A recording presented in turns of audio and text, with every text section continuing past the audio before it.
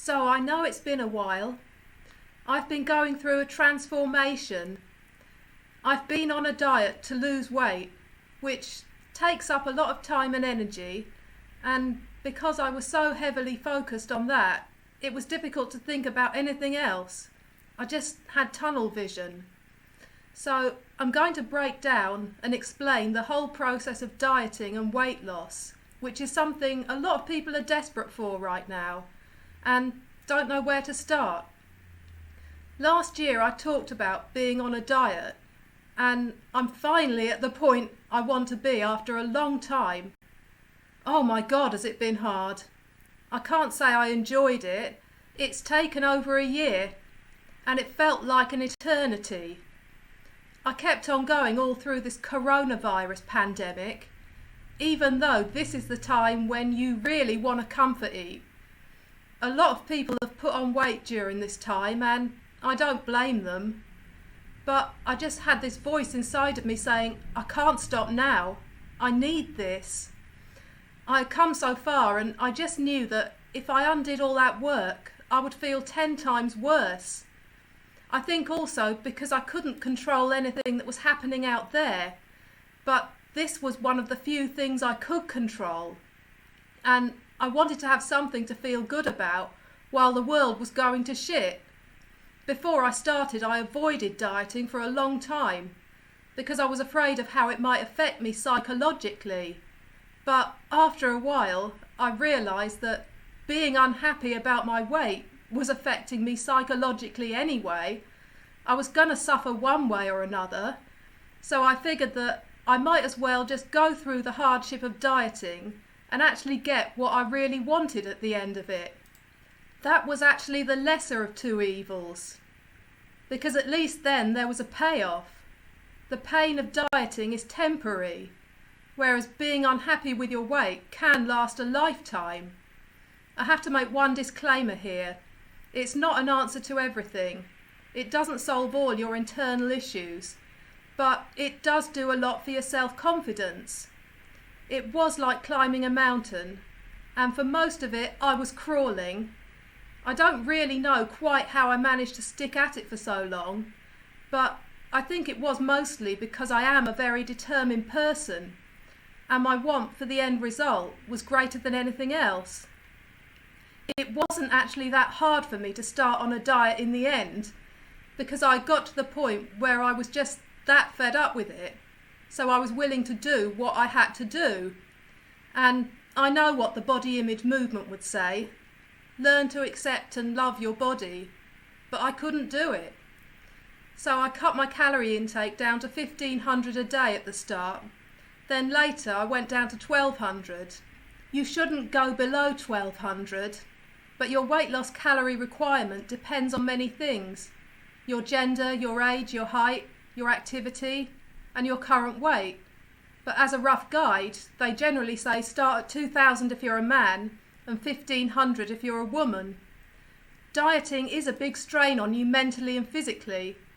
There is the almost inevitable side effect of diet fatigue. Your brain slows down because food is energy. It's fuel basically, and you're surviving on less fuel than you actually need. I sort of went into hibernation a bit because you just feel more lethargic and everything is harder. You're not operating at your full capacity. I feel like I've been semi-comatose for a year. And there can be some financial cost as well, because you have to be very specific about what you eat, and some of your clothes have to be replaced because you shrink out of them. But it's a great excuse to go shopping. Being on a diet for so long, I'm not going to lie, it wasn't fun, but doing nothing and staying the same would have been a lot more soul-destroying. The thing is, you can try to ignore the fact that you're unhappy about your weight, but it doesn't work, because it's always there in the back of your mind. You're reminded of it when you look in the mirror, when you see yourself in photos, and it eats away at your self-confidence. It weighs down on you, in more ways than one. When the desire for change is greater than the desire for pleasure and comfort, that will turbocharge you. because all the things that may have been stopping you before, you just push it all aside. Sometimes you have to keep on moving towards the light, even when the journey seems like forever, because that's the only way to get anywhere. Every step gets you closer to your destination. You have to take all your desire, all your love, all your willpower and determination. That's what will get you through, because what you want is on the other side of that. Giving up might be the easy thing to do in the short term, but it's not going to make you happy in the long term. So if you're feeling really fed up with your weight, then that's a good thing, because it means you're ready for change. Dissatisfaction can work to your advantage. If we had no dissatisfaction, we would never do anything. So the more fed up you are, the more motivation you will have. You have to hold on to the dream of the end goal. I actually felt incredible excitement at becoming what I'd wanted to be for so long, even though the process was hard. The pleasure of eating is very short-lived, whereas feeling good about yourself is ongoing. Getting to the weight you want to be, it is between your hands. Not saying it's easy, but you do have the power over it. You have to take control of it, because no one else can do it for you. Dieting is like accounting. You have to keep your eyes on the numbers. Calories in versus calories out. Everything you eat and drink has to be accounted for. Without doing that, you can think you're hitting the target when really you're not. And this is often where people fall down and get very disheartened because they're not seeing any change. But it's not because dieting doesn't work. It's just that they're not getting the numbers right. There can be a difference between what you think you're eating and what you're actually eating. That's why you have to count your calories. There are lots of apps you can use to help with this. It's easier than ever now. I'm at the end of the last stage, which is what they call reverse dieting. This is the bit that not so many people know about. This is the process of going back the other way, by slowly increasing your calorie intake. You should do this because what happens when you reduce your calorie intake is that your body adjusts itself to that amount and your metabolism slows down. So it needs to be slowly built up again so that your body can readjust itself to handle a higher calorie intake. This is a common reason why people regain weight after dieting, because they go back to eating a normal diet too quickly, before their metabolism has increased enough, and they don't know what their maintenance calorie intake is. That means the daily amount of calories you need to stay at your current weight. As you get smaller, that gets less. You can get an estimated figure by using an online calorie calculator or getting weighed and measured by a health professional. Another reason why people regain weight is because they slip back into old habits. It's very tempting to gorge on the foods you've been mostly denying yourself. Unfortunately, you can't just eat anything once the diet is over. Once you've reached your target weight, the challenge after that is maintaining it. To keep the weight off, you have to make a change. Weight management is an ongoing thing. It's never ending. If you go back to doing what you were doing before, then you will end up right back where you started. You have to do something different. You have to be mindful of what you're eating and how much all the time.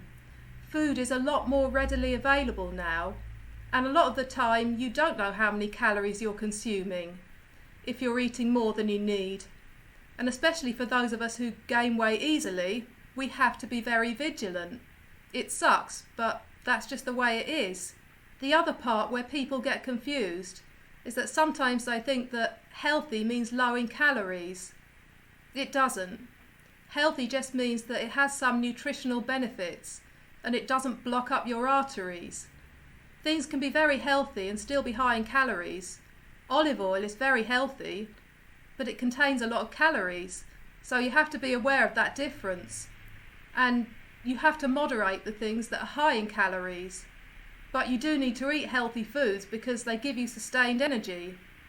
Some foods are what they call empty calories, which means just that. They give you calories, but that's all. They don't do anything for you, they just pass through you. if you eat a lot of empty calories, you're likely to eat more because they don't keep you full. So you have to eat things that will actually give you the energy you need. Finally, elasticated clothes. They're very comfortable, but they are a death knell to maintaining your weight because they have a lot of stretch in them. So often you can gain a lot of weight and they will still fit. This is something you have to be careful of. It's okay to have some elasticated clothes, but you should mix it up. Have some non-elasticated clothes as well, because then you will realise a lot quicker if you do gain weight and you won't have such a long way to go to lose it again. If you're not happy with the way you are at the moment, you don't have to resign yourself to it. Weight loss is possible, but it's very technical. You have to know what's required, and it needs some strategic planning to achieve that. Crash diets and starvation diets are never the answer. Always follow the recommended guidelines. There is always help and support available. So, if you want to lose weight, get the knowledge first. Find out how much you need to consume and work backwards from there. Have patience. If you're determined enough, you will do it. So, I hope this has helped and see you again soon.